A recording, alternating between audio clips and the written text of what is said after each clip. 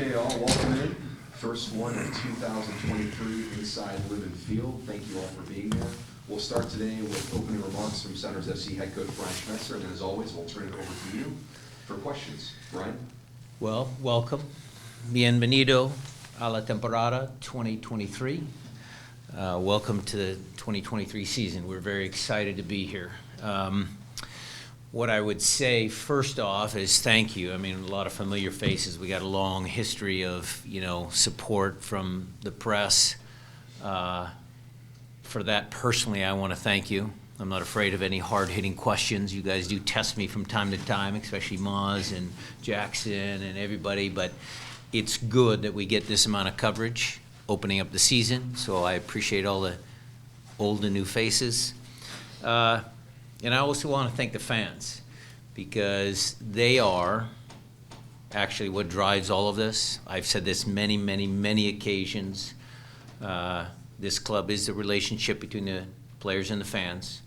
I was just was at a party. I was at a get-together, and we were talking about stuff, and the birthday party that I had when I was 11, 12 years old, when Cheert Van Laan, Davy Butler, Pepe Fernandez, those guys showed up in our backyard, and we got to play soccer with them.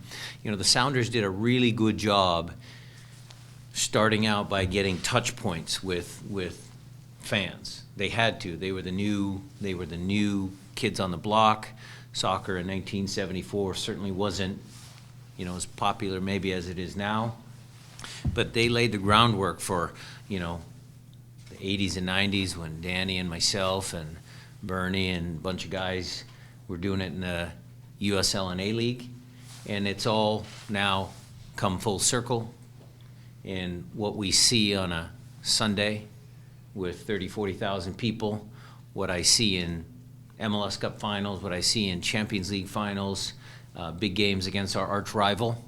I mean, the fan support has always been there for us, and for that I want to thank the fans in that regard as well. So, never take things for granted. Let's make sure we start the season off in a good note. So on that, welcome, let's go. You're right. Well, there's a mic for you right there. We'll start with some just real quick housekeeping. What's the status of Raul Ruiz going into tomorrow? Yeah, you guys saw him out there today. I mean, he was banging the ball pretty hard. I would probably say that it would be smarter for us to, hold off. I will go back in there and see where he's at with Chris Cornish and the trainers, but it's looking pretty doubtful. And I already ruled Obed out, so those would be the guys missing. Brian, what are some tweaks that you're looking at from last year and maybe some takeaways from Club World Cup? The takeaways from the Club World Cup in last year, good question. We did a lot of thought. We put a lot of thought into that. Our build-up is a little bit different, how we move the ball from back to front. I think we've tried to polish some of our attacking movements. I think we've tried to establish certain areas of the field that we want to get the ball into before we do our final third attacking movements. So a lot of that stuff, you saw glimpses of at the Club World Cup in that first half. I think the game against Louisville, there were some good attacking moments, but at the end of the day, it has to all come together and we have to score goals. I think being able to score goals, it's not just scoring a goal or 3 goals in a game, it's those timely goals. It's the goal that starts you off in the beginning of the game, it's the goal before halftime, it's the goal right after halftime when you come back out, or maybe it's you're leading 2-1 and you can get the third goal. I think we're going to have to do a better job at that. Brian, you talked about polished movements. How much are you looking at or planning to play from the wide side and going in terms of when you're attacking style? Well, I think we've always had good overlapping fullbacks. We've shifted a little bit this year, with Jordan on the left and Alex and Christian on the right. That's not to say we're not going to go back, because, look, Colorado presses 4-3-3. And when you play 4-3-3, sometimes lining up with 2 outside backs and 2 center backs is better if they're going to press you with 3. So there are some tactical adjustments that will be made game to game. And, again, creating width opens up spaces in the middle. Obviously, the goal is in the middle of the field. You don't want to be afraid to play in those areas. But how do you get there? When do you get there? Transition moments when we're a little bit deeper. Those are times when we're going to play down the middle of the field. Jackson? And then to Brian, to piggyback off of that, with Raul doubtful, how does that exactly work with Hebert now up top, and how differently do you play with him out there as opposed to Raul? It's not any different than if I put Freddie in there or anybody else. Freddie and Hebert, they're quality forwards. Raul's obviously very, very good. I'm very lucky to have all three. So, Hebert will go out there, Freddie will go out there, and they'll try and do the job for us.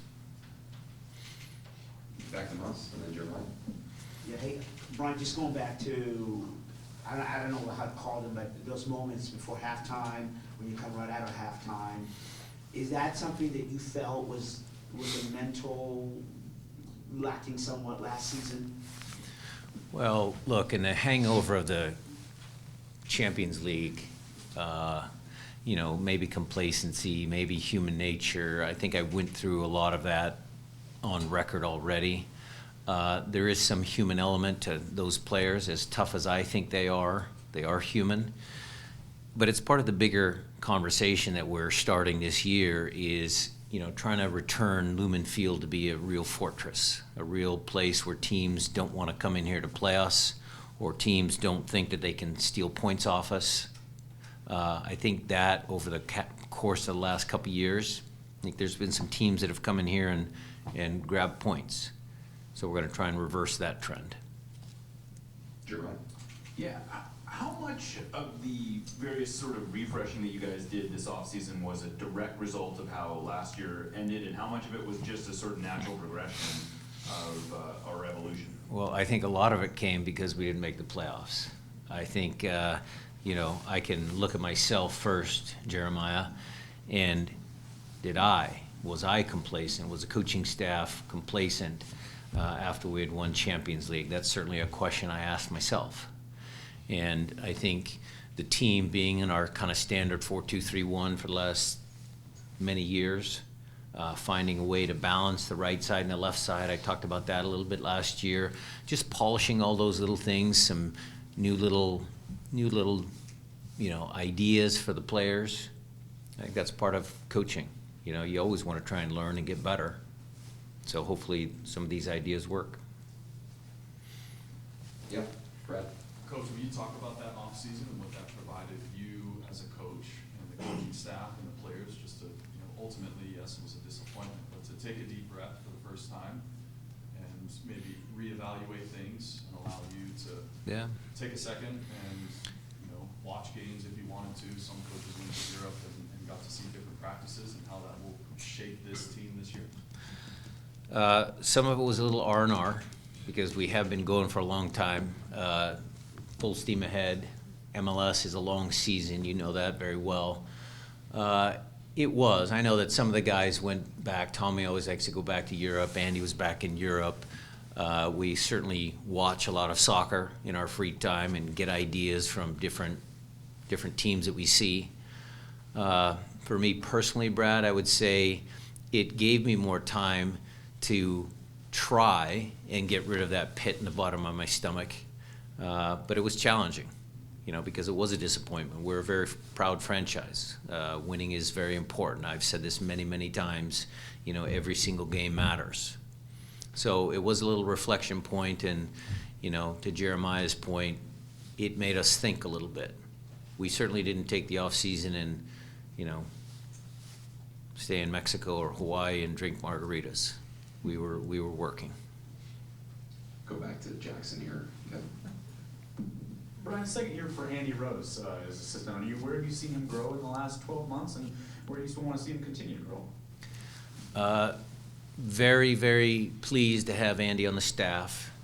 Certainly has young energy.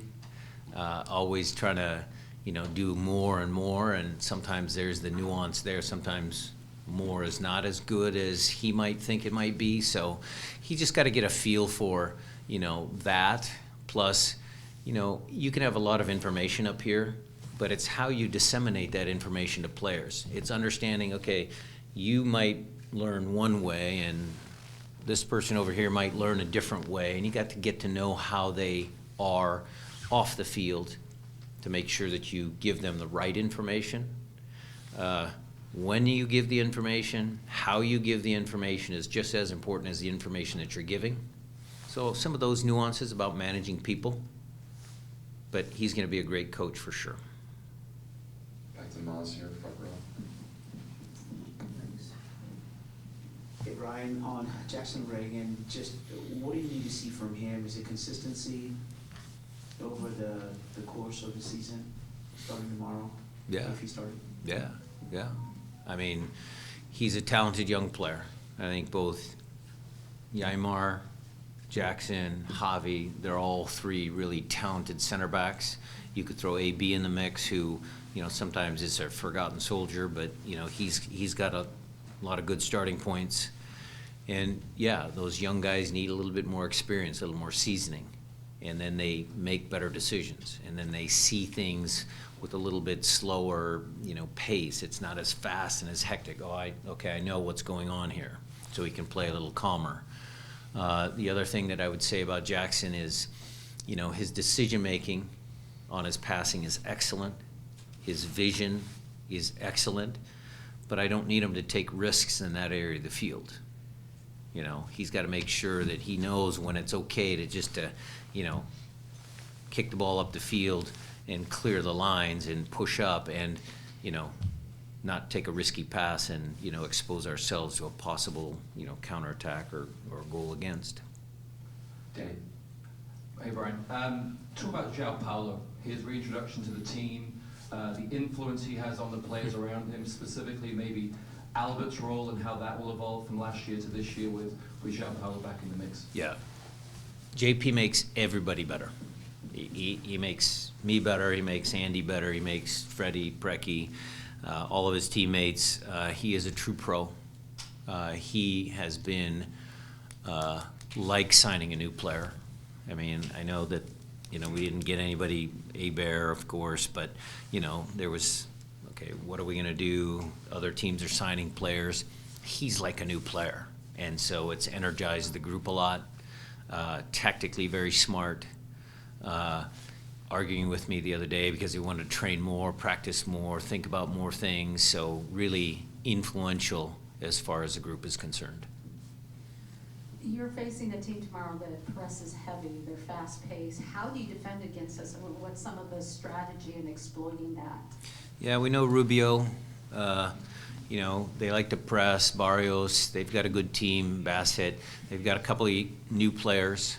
I think Robin Frazier's a very, very good coach. His teams are always organized. So it will be a tough battle. I think MLS in general, they like parity, and it's a league built for that. And whether that's a small market team or a bigger team like us, sometimes that doesn't matter. So all of the little details we'll have to be sharp at, good at, including if they decide to come here and press higher up the field.